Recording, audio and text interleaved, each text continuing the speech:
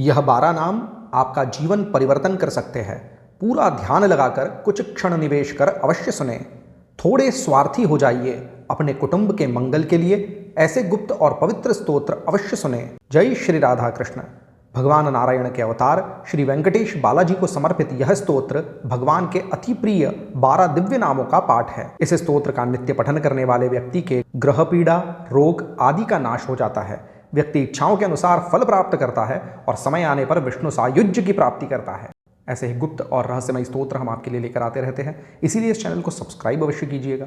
Video को अंत तक अवश्य देखें और वीडियो के अंत में श्रीनिवासा गोविंदा कमेंट करना न भूलें। आइए सुनते हैं श्री वेंकटेश्वर द्वादश नाम स्तोत्र। ओम अथ श्री वेंकटेश द्वादश नाम स्तोत्रम्। अथ विनियोगः अस्य श्री वेंकटेश द्वादश नाम स्तोत्र महामंत्रस्य ब्रह्मा ऋषिः अनुष्टुप् छन्दः। श्री वेंकटेश्वरो देवता इष्टार्थे विनियोगः। नारायणो जगन्नाथो वारिजासनमन्दितः। स्वामी पुष्करिणीवासी शंखचक्र गदाधरः। पीताम्बरधरो देवो गरुडासनशोभितः। कन्दर्पकोटिलावण्यः कमलायतलोचनः। इंदिरापति गोविंदः चंद्रसूर्य प्रभाकरः। विश्वात्मा विश्वलोकेशो जय श्री वेंकटेश्वरः। एतद्द्वादश नामानि त्रिसन्ध्यं यः पठेन्नरः दारिद्र्यदुःखनिर्मुक्तो धनधान्य समृद्धिमान्। जनवश्यं राजवश्यं सर्वकामार्थसिद्धिदं। दिव्यतेजः समाप्नोति दीर्घमायुश्च विन्दति। ग्रहरोगादिनाशं च कामितार्थफलप्रदम्। इह जन्मनि सौख्यं च विष्णुसायुज्यमाप्नुयात्। नारायणो जगन्नाथो वारिजासनमन्दितः। स्वामी पुष्करिणीवासी शंखचक्र गदाधरः। पीताम्बरधरो देवो गरुडासनशोभितः। कन्दर्पकोटिलावण्यः कमलायतलोचनः। इंदिरापति गोविंदः चंद्रसूर्य प्रभाकरः। विश्वात्मा विश्वलोकेशो जय श्री वेंकटेश्वरः। एतद्द्वादश नामानि त्रिसन्ध्यं यः पठेन्नरः दारिद्र्यदुःखनिर्मुक्तो धनधान्य समृद्धिमान्। जनवश्यं राजवश्यं सर्वकामार्थसिद्धिदं। दिव्यतेजः समाप्नोति दीर्घमायुश्च विन्दति। ग्रहरोगादिनाशं च कामितार्थफलप्रदम्।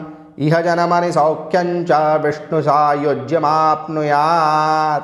नारायणो जगन्नाथो वारिजासनमन्दितः। स्वामी पुष्करिणीवासी शंखचक्र गदाधरः। पीताम्बरधरो देवो गरुडासनशोभितः। कन्दर्पकोटिलावण्यः कमलायतलोचनः।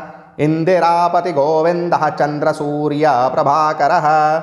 विश्वात्मा विश्वलोकेशो जय श्री वेंकटेश्वरः।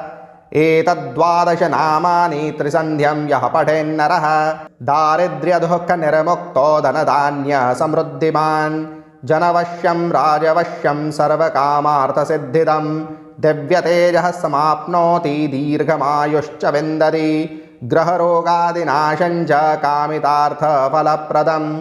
इह जन्मनि सौख्यं च विष्णुसायुज्यमाप्नुयात्। नारायणो जगन्नाथो वारिजासनमन्दितः।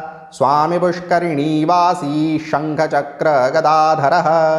पीताम्बरधरो देवो गरुडासनशोभितः। कन्दर्पकोटिलावण्यः कमलायतलोचनः। इंदिरापति गोविंदः चंद्रसूर्य प्रभाकरः। विश्वात्मा विश्वलोकेशो जय श्री वेंकटेश्वरः। एतद्द्वादश नामानि त्रिसन्ध्यं यः पठेन्नरः दारिद्र्यदुःखनिर्मुक्तो धनधान्य समृद्धिमान्। जनवश्यं राजवश्यं सर्वकामार्थसिद्धिदं। दिव्यतेजः समाप्नोति दीर्घमायुश्च विन्दति। ग्रहरोगादिनाशं च कामितार्थफलप्रदम्। इह जन्मनि सौख्यं च विष्णुसायुज्यमाप्नुयात्। नारायणो जगन्नाथो वारिजासनमन्दितः। स्वामी पुष्करिणीवासी शंखचक्र गदाधरः। पीताम्बरधरो देवो गरुडासनशोभितः। कन्दर्पकोटिलावण्यः कमलायतलोचनः।